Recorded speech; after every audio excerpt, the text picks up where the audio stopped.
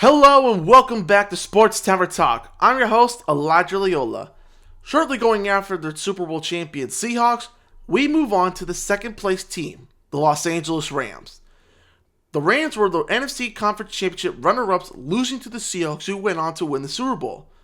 But instead of the Rams getting worse after their terrific season, they just got even better. Not to mention, I'm pretty sure everyone knows about the whole Puka Nacua news or something like that. But we're not going to go into that. We're going to head into what the Rams did in free agency and what they're going to do in this year's draft class to get even better that might just put them as the number one team of the 2026 season. So let's take a look at the free agent signings that they have made over the past 2 months.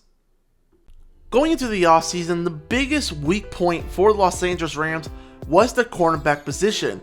They had 3 corners leaving in free agency. And what the Rams did was honestly impressive in addressing that concern. They were able to re-sign safety Cameron Curl back to the team, but not only that, they made a huge trade with the Kansas City Chiefs, getting superstar cornerback Trent McDuffie. In order for the Rams to get McDuffie, they exchanged a first-round pick this year, a 5th and a 6th, as well as a 3rd round from next year's draft class. Right after that, the Rams gave him a massive 4-year, $124 million contract, which is one of the highest contracts for the cornerback position. And shortly after, they also brought in cornerback Jaylen Watson from the Chiefs as well on a 3-year deal. So the Rams immediately addressed the cornerback position, getting stronger for that defense, which is already one of the best in the league. They also did bring back tight end Tyler Higbee and David Quessenberry on the offensive side to keep Matthew Stafford with his weapons and well protected. With the Rams addressing the most necessary position needed on their team, they're quite frankly heading into a best player available draft for them. But quite frankly, the Rams have made a super team already and don't need much. However, there are some of their players that are coming towards the end of their careers and heading towards retirement. So the Rams will be looking forward ahead to drafting the necessary positions for those to be prepared in case they leave. So let's take a look at the mock draft I have set up for the Los Angeles Rams. With their first pick in the 13th round, I had the Los Angeles Rams selecting offensive tackle Monroe Freeling from Georgia. Monroe Freeling will be a great addition for the Rams offensive side, as multiple tackles on their side are heading towards the end of their careers for retirement. Getting Monroe Freeling will be a big help for this team.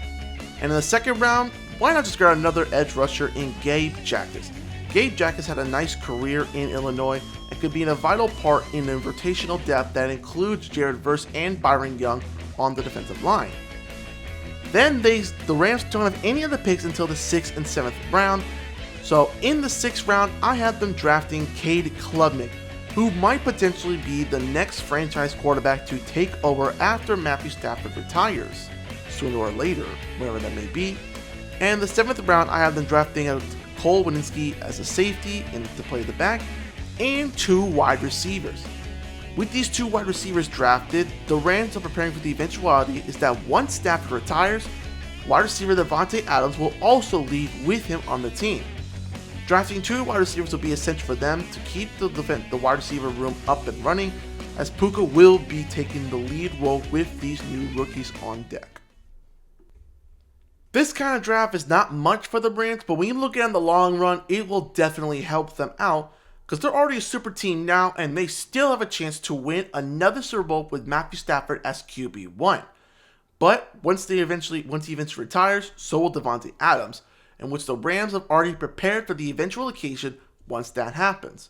But for right now, I want to talk about 2 of their players, starting off with tackle Monroe Freeling. Freeling, standing at 6'7", 315 pounds, he is one of the most tantalizing prospects in this draft class. He shows elite length with an 84-inch wingspan, quick feet out of his stance with strong efficiency, and is a functional anchor with mass and length to stymie bull rushes. Last year, he had an 85.1 pass protection grade while only allowing 9 pressures, showing to be and making the case an instant starter for the Rams. He's also battle tested against elite competition from this year's draft class and can maximize his strength in zone blocking schemes. If the Rams don't trade up or down, this is the perfect selection for the Rams to get, as they don't need to draft other positions that are glaring on the team, but with this selection they can prepare for the eventuality that one of their tackles will be leaving for retirement or possible free agency, and he can become an instant starter for them. With the eventual departure of Matthew Stafford heading to retirement very soon, the Rams take the opportunity and draft quarterback Cade Klubnik. I do like the selection because the Rams are prepared in case they retire, but if Klubnik is not going to be the answer here, it might be somewhere else. By my mock draft, I had Cade Klubnik drafted by the Rams for that reason. Standing at 6'2", 207 pounds, he might possibly be the next franchise quarterback whichever route they take. He is an excellent athlete with quick hands and feet in the RPO game and can also deliver with clear vision, showing an elite touch with anticipation to throw catchable balls from fades to slots and much more.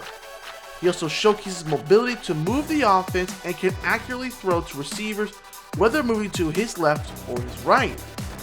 Looking back at his back-to-back seasons from 9-4 missing the playoffs to 10-7 playoffs and the ACC title in his previous 2 seasons, he shows a high ceiling for improvement and shows off his coachability to be set up in different systems. Whatever the case may be for the Rams, their eventual end path is to go out and win a Super Bowl. It's the same for all teams, but for the Rams, it's different.